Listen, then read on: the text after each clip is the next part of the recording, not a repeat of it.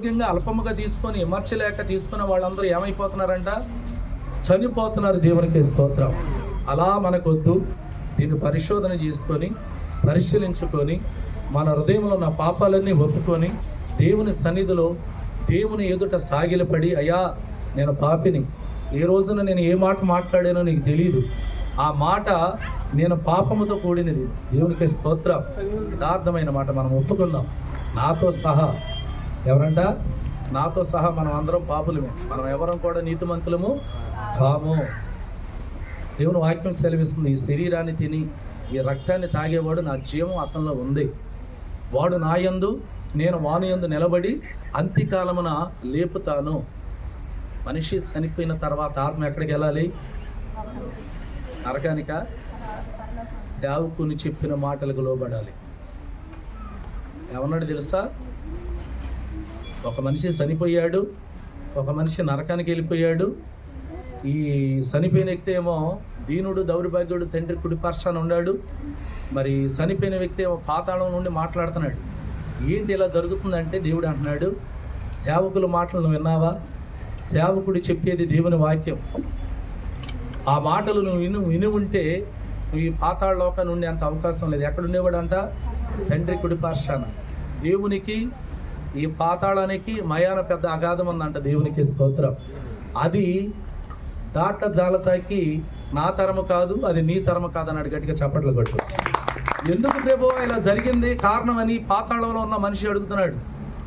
పాతాళం నోరు తెరుచుకొని చూస్తుంది, దాంట్లో ఉన్నాడు అగ్నిహారట్ల పుల్లు చావట్ల. నేను ఇక్కడికి వస్తా కారణం ఏంటంటే, ఏ రోజునైనా నీ మనస్సును నాకు ఇచ్చావా? నా సన్నిధిలో నీ పాపాన్ని ఒప్పుకున్నావా? నా రక్తముతో నీ హృదయాన్ని శుద్ధి చేసుకున్నావా? ఏదీ లేదు. దర్జాగా వస్తున్నాడు, రాజవస్త్రాలు ధరించాడు, దినానికి 2 మార్లు ఉపవాసం ఉంటున్నాను అంటున్నాడు, ప్రార్థన చేస్తున్నాడు, కానుకలు ఇస్తున్నాడు, రాబడి అంతట్లో 10వ వంతు ఇస్తున్నాడు అంట. దేవుడు అంటున్నాడు, రాబడి అంతట్లో నువ్వు 10వ వంతు ఇచ్చినా నీ మనసు సరిలేంది, ఆ కానుక నాకు వద్దన్నాడు. గట్టిగా చప్పట్లు కొడు. యథార్థమైన మాట. మరి ఏంటనగంటే అంటున్నాడు, మోషే చెప్పిన మాటలను విన్నావా? దైవజనులు చెప్పిన మాటలను విన్నావా? దేవుని వాక్యంలో ఉన్న మాటకు నువ్వు లోబడతామైతే ఈరోజు నువ్వు పాతాళ లోకంలో ఏమైతావు? కాలేవాడు కాదు, అగ్ని ఆరట్ల పురుగు సావట్ల. మనిషి నశించిపోయిన తర్వాత ఆత్మ ఎక్కడికి వెళ్తుంది అది గమనించుకోండి. ఈ భూమి మీద ఉన్నన్ని రోజులు ఎలా ఉండాలి తెలుసా? మనిషి దేవుని కొరకై బ్రతకాలి, దేవుని కొరకై జీవించాలి. ఒక్కటి ఆలోచించండి, మనిషి ఇలా చూసి అలా చూడబోయే బట్టికి ఏమైపోతున్నాడు తెలుసా? కనుమరుగైపోతున్నాడు. ఏమైపోతున్నాడంట? కనుమరుగైపోతున్నాడు. దేవునికి స్తోత్రం. దేవుని వాక్యం సెలవిస్తుంది, మనకి దేవుడు ఉచిత కృప. ఏం తింటాం ఇప్పుడు చెప్పండి? దేవుడి సన్నిధిలో ఆయన శరీరాన్ని, ఆయన రక్తం అంటే ఆయన జీవం, అంటే ఆయన ప్రాణం. దేవుని వాక్యం ఆయన జీవమై ఉంది. దేవునికి స్తోత్రం. కాబట్టి ఇప్పుడు మనం పరిశీలించుకుందాం, పరిశోధన చేసుకుందాం. మనిషి కుమారుని శరీరము తిని మనిషి కుమారుని రక్తము తాగితేనే నీకు నాకు ఏంటంట? పాలు పంపులు. గట్టిగా చప్పట్లు కొట్టు. ఎక్కడ పాలు పంపులు? పరలోక రాజ్యములో. యథార్థమైన మాట. మనం అందరం ఆయన వారసురాళ్ళు. కాబట్టి ప్రభు సెలవిస్తున్నాడు, దీన్ని అయోగ్యంగా మనం తీసుకోవద్దు. అయోగ్యంగా తీసుకుంటే అనారోగ్యం ఏర్పడిద్ది, బలహీనత ఏర్పడిద్ది, రోగం ఏర్పడిద్ది, మరణ శిక్ష తెచ్చుకుంటున్నావు. ఒక్కసారి పరిశీలించుకో. ఏమని? ఎలాగా? అయ్యా ఇక మరలా పొరపాటు చేయి.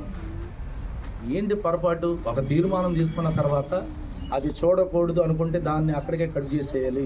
ఇది చేయకూడదు అంటే దాన్ని అక్కడితోనే ఆపేయాలి. అలా వెళ్ళకూడదు అనుకుంటే అక్కడితోనే దాన్ని వెళ్ళమోకుండా ఆపేయాలి. దేవునికి స్తోత్రం. నువ్వు ఎవరికి ఇస్తున్నావు తెలుసా? ప్రభువుకు మాట ఇస్తాను. యథార్థంగా ఒక మాట చెప్తానండి. బాప్తిసం తీసుకుంటానని ఒక మనిషి మనకు చెప్పింది మాట. సిద్ధపాటు అయిపోయింది, అన్ని రకాలుగా దూరం అండి. మళ్ళీ ఆ ఊరి పేరు ఎందుకులే, వాడు మన తెచ్చుకొస్తున్నాడు. తీసుకుంటానని నా ముందలు చెప్పింది. చెప్పి ఏం చేసిందంటే, సేవకుడికే నేను చెప్పాలే ఆమె అనుకున్నది అంతే. సేవకుడికి చెప్పాలనుకుంది. నా ముందలు చెప్తే దేవుడికి చెప్పినాడు. దేవుడికి స్తోత్రం. ఆకాశం ఆయన సింహాసనం, భూమి ఆయన పాదపీఠం, మొత్తం ఆయన నేత్రాలు కలిగి ఉన్నాడు. మనకు 2 నేత్రాలే ఉన్నాయి, ఆయన కింద ఉన్నాయి. సమస్తం 4 పక్కల చూడగలిగిన వాడు. దేవునికి స్తోత్రం. ఆ మాటని ఏం చేసింది తెలుసా? నిర్లక్ష్యం చేసింది. ఏమా బాప్తిసం అయ్యా ఇప్పుడు కాదయ్యా, మరి ఎప్పుడమ్మా? ఇంకోసారి. సరే నేను అడగల. మళ్ళీ అవకాశం వచ్చింది, అమ్మ ఇప్పుడు కాదయ్యా మరలా అని లాస్ట్గా నేను చెప్తే మీరు నమ్మరండి, మీకు చూపిస్తాను. అడుగంటిన దీనస్థితిలోకి వచ్చేసింది. ఏమైందంట? తింటాకి లేదు, వంటాకి లేదు, ఇస్తాకి లేదు, అడుక్కునే పరిస్థితి వచ్చేసింది. దేవుడికి స్తోత్రం.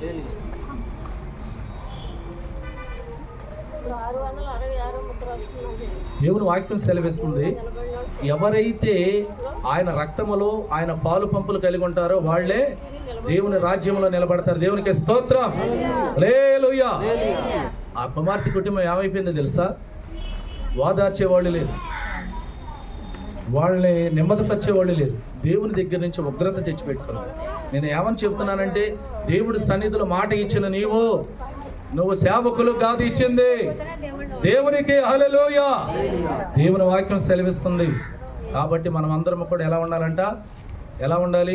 ఆయన శరీరాన్ని తినుచున్న మనం, ఆయన రక్తాన్ని తాగుచున్న మనం పరలోక రాజ్యములో ప్రవేశించేటట్లుగా ఉండాలి. దేవునికి స్తోత్రం. ఎవరైతే తీసుకోమోకుండా ఉండారో తీసుకోండి.